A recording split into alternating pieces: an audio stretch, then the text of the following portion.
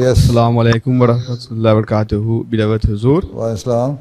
My name is Rohan Teju, and my question is, as there is a lot of evils in today's society and people are getting easily influenced, what advice can beloved Huzur give us, especially what we know, to be safe from those evils?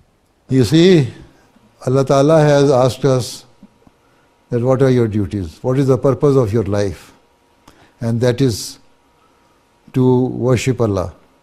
And when you worship Allah properly, 5 times daily, Allah Ta'ala says that salat and namaz is the way of saving you from the bad effects of the evils of the society.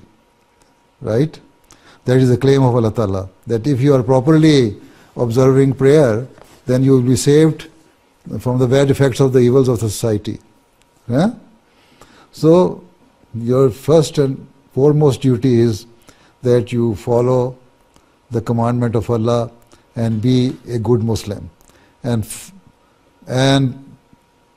know your basic requirement of your existence. And that is, as I have said, is to pray to Allah and discharge your duties towards Him, and then you discharge your duties towards your fellow being.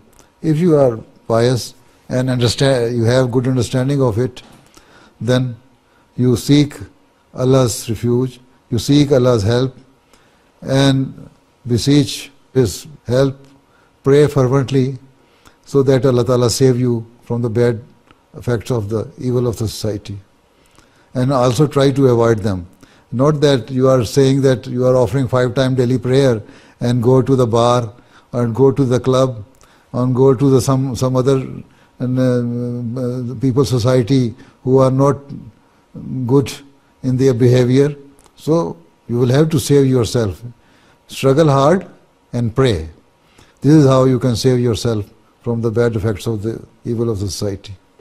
Right?